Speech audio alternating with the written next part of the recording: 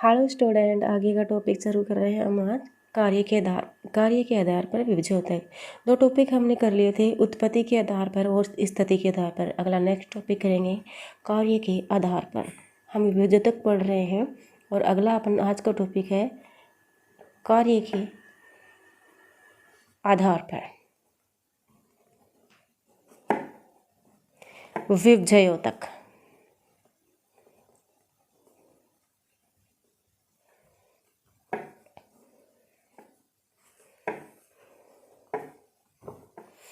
तो इसमें पहला है कार्य के आधार पर प्रोटोड्रम। हिंदी में इसको कहते हैं अधित्वक।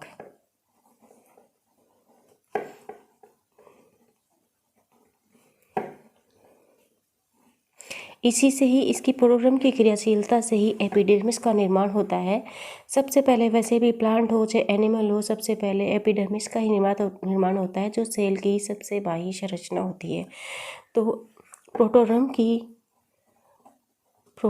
की क्रियाशीलता से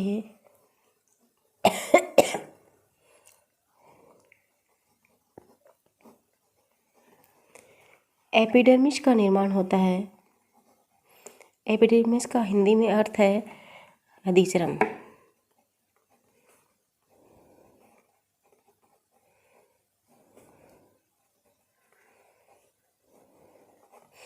दूसरा है प्रोकेम्बियम।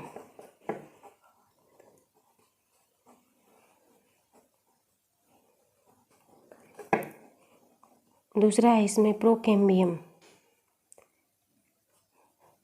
यानी प्राक एदा। प्राक एदा का मतलब है इसमें जाइलम और फ्लोएम बनते हैं। जाइलम और फ्लोएम बनते हैं मतलब जैसे प्रोटोड्रम से एपिडर्मिस का निर्माण होता है, वैसे ही प्रोकेम्बियम से प्राक एदा से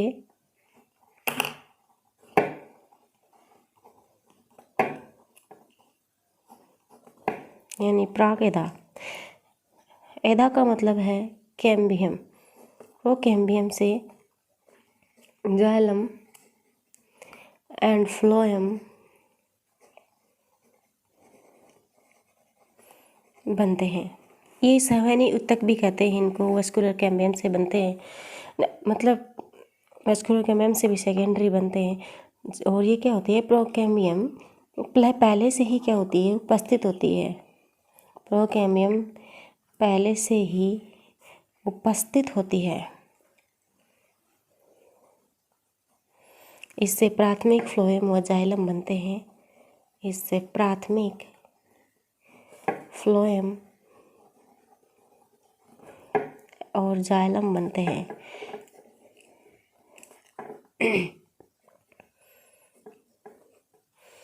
और दोनों को मिलाकर वेस्कुलर टिश्यू बोलते हैं। दोनों को, जाइलम और फ्लोएम दोनों को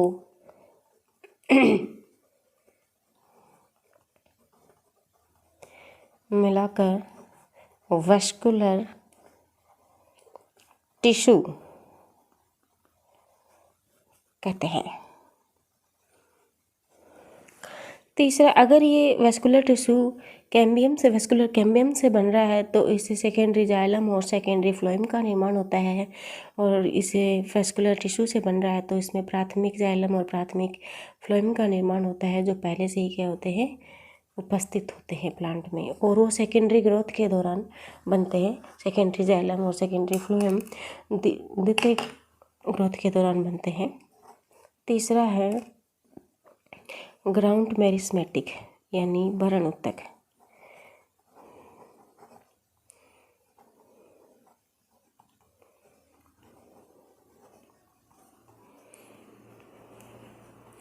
हिंदी में इसको बोलेंगे भरण विभज्योतक।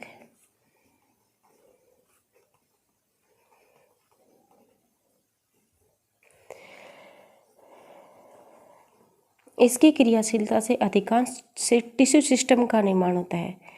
इसकी क्रियाशीलता से टिश्यू सिस्टम का निर्माण होता है।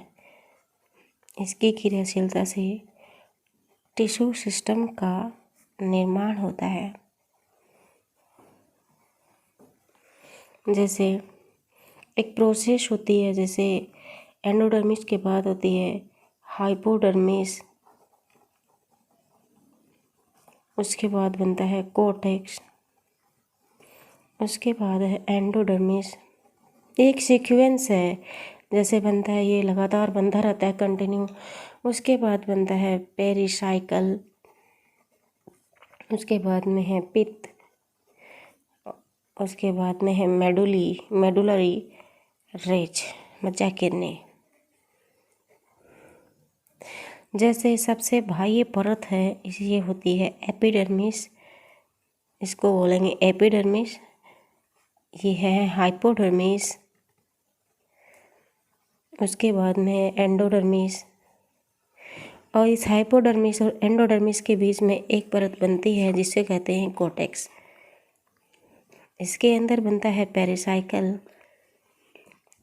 और ये क्या होती है मेडुलरी रेज, जो 4 डायरेक्शन में क्या रहती है, डिवाइड रहती है, और ये होती है पित्त। इस प्रकार से एक व्यवस्था होती है जो लगातार ऐसे प्लांट में बनती है। या तो ये हो गया कार्य के आधार पर, और अब है विभाजन के तल के आधार पर। अगला है विभाजन के तल के आधार पर। विभाजन यानी डिवाइडेशन, विभाजन के तल के आधार पर, विभाजन के तल के आधार पर, विभाजन के तल के आधार पर। इसमें पहला है शिरा विभाजक, जिसमें क्या होता है, शीर्ष का विभाजन होता है। इसमें जो पहला है वो है शिरा विभाजक।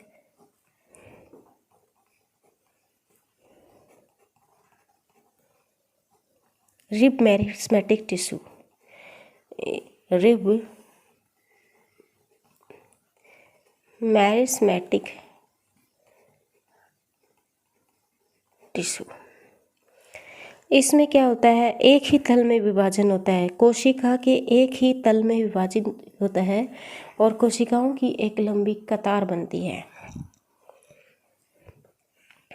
अर्थात कोशिका के अंदर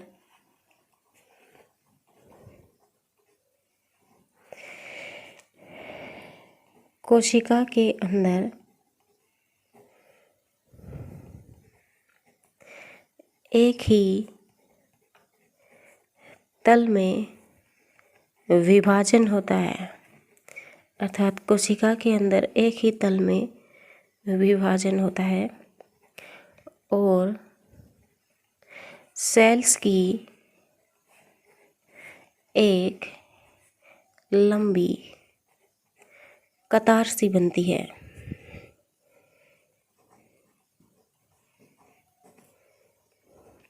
दूसरा है पट्टिका विभाजक।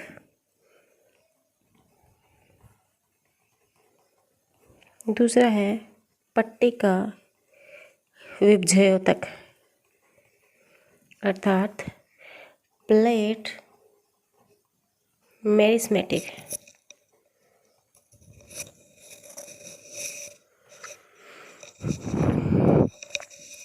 इसमें विभाजन दोनों तलों में होता है। इसमें विभाजन दोनों तलों में होता है। इसमें विभाजन दोनों तलों में होता है। अर्थात जैसे ये सेल्स हैं, इसमें इधर विभाजन होगा तो इसमें इधर भी विभाजन होगा। एग्जाम्पल के लिए लीफ, पत्ती में होने वाले पतली पत्ती का निर्माण।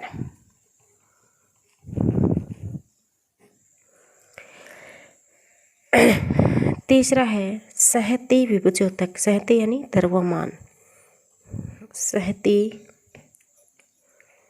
विभाजक।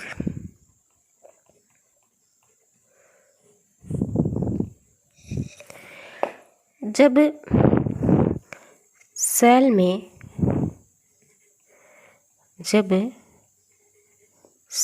में जितने भी तल होते हैं जितने भी तल होते हैं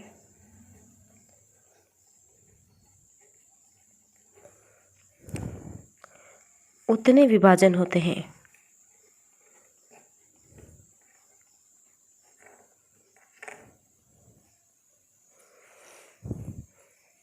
और कोशिकाओं का या सेल्स का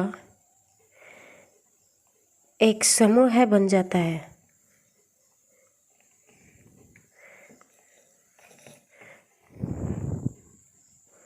यानी ग्रुप बन जाता है।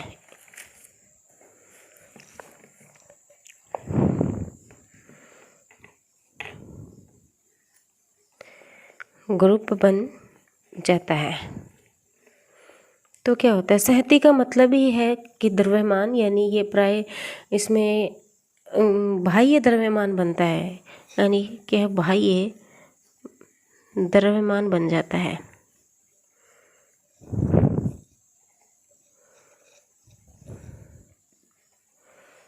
एग्जाम्पल के लिए देखते हैं हम भ्रूण। भ्रूण यानी एम्ब्रियो।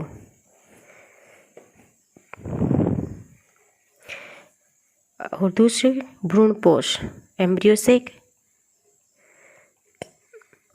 भ्रूणपोष का मतलब है भ्रूण को पोषण देने वाला। ये क्या करते हैं, भ्रूण को पोषण देने वाला। क्या होते हैं भ्रूणपोष? जिम्नोस्पर्म में क्या होते हैं, हैप्लॉइड होते हैं। जिम्नोस्पर्म प्लांट क्लासिफिकेशन देखेंगे तब देखेंगे हम। जिम्नोस्पर्म में होता है हैप्लॉइड। हैप्लॉइड। और एंजियोस्पर्म में होता है ट्रिप्लॉइड। में ट्रिप्लॉइड होता है। क्योंकि एंजियोस्पर्म में हैप्लॉइड इसलिए होता है क्योंकि ये निषेचन से पहले बनता है, और जिम्नोस्पर्म में ट्रिप्लॉइड इसलिए होता है क्योंकि ये निषेचन के बाद बनता है। तो ये उसके कार्य के आधार पर जितने भी विभाजन थे ये कंप्लीट हुए। और अब हम आगे देखेंगे शीर्ष विभाजक तक। शीर्ष विभाजक मतलब का पादपों में संगठन देखेंगे। तो एपिकल मेरिस्टेम, जो एक जैसे इसमें क्या होता है, मतलब थैलोफाइटा है, ब्रायोफाइटा है, टेरिडोफाइटा का है, जिम्नोस्पर्म है। शीर्षक विभाजक का पादपों में संगठन। इसमें जो क्लासिफिकेशन के आधार पर देखें तो फर्स्ट प्लांट आता है वो है थैलोफाइटा। अर्थ के सबसे पहले आने वाले प्लांट हैं। उसके बाद में है ब्रायोफाइटा। उसके बाद में है टेरिडोफाइटा। उसके बाद में है जिम्नोस्पर्म। और लास्ट है एंजियोस्पर्म। एंजियोस्पर्म होते हैं वो अर्थ के सबसे विकसित प्लांट होते हैं। अर्थ के जिसमें सभी वेस्कुलर सिस्टम होता है, वेस्कुलर टिश्यू होते हैं, वह वेल डेवलप होते हैं। जैसे हम थैलोफाइटा देखें तो इसमें शीर्षस्थ विभाजक तक क्या होता है, एब्सेंट होता है, यानी एपिकल ग्रोथ इसमें नहीं पाई जाती। प्लांट में न तो सिर तना, जड़ तना, पत्ती में डिवाइड नहीं होता, और ये इसमें एपिकल ग्रोथ भी नहीं पाई जाती। दूसरा है ब्रायोफाइटा। इसमें सबसे पहली बार पैरेन्काइमा बना था। पैरेन्काइमा यानी मृदुतक, नीचे लिख देती हूँ, पैरेन्काइमा यानी मृदुतक। ब्रायोफाइटा में सबसे पहले क्या डेवलप हो गया था, पैरेन्काइमा। और तीसरा है टेरिडोफाइटा। उसमें क्या हो गया था, वेस्कुलर सिस्टम है थोड़ा विकसित हो गया था, और मृदुतक उत्तक का निर्माण भी हो गया था। इसमें वेस्कुलर सिस्टम मतलब विकसित हो गया था, मतलब संवहनी उत्तक विकसित हो गए थे, मतलब जाइलम और फ्लोएम सबसे पहले इसमें विकसित हो गए, और जाइलम की वाहिकाओं का निर्माण स्पेशली इसमें हुआ था। जाइलम की वाहिकाओं यानी वेसल्स, वाहिकाओं का निर्माण सबसे पहले हुआ था। और अगला है जिम्नोस्पर्म। जिम्नोस्पर्म और एंजियोस्पर्म लगभग सेम से हैं, दोनों में ही वेस्कुलर टिश्यू वेल डेवलप थे। इसमें अंतर इतना है कि इसमें बीज पाए जाते हैं, फल नहीं पाए जाते। इसमें फल और बीज दोनों पाए जाते हैं। अब देखेंगे ये थैलोफाइटा है, ये ब्रायोफाइटा है, ये दोनों ही क्या है, हैप्लो स्ट्रक्चर है। एन है और ये 2n और ये 2n और ये भी 2n है। यानी एन को बोलेंगे गेमेटोफाइटिक और 2n को बोलेंगे स्पोरोफाइटिक, जो क्या होते हैं, स्पोरोफाइटिक है। तो आज का वीडियो यहीं कंप्लीट करते हैं। नेक्स्ट के लिंक एपिकल सेल थ्योरी कल पढ़ेंगे।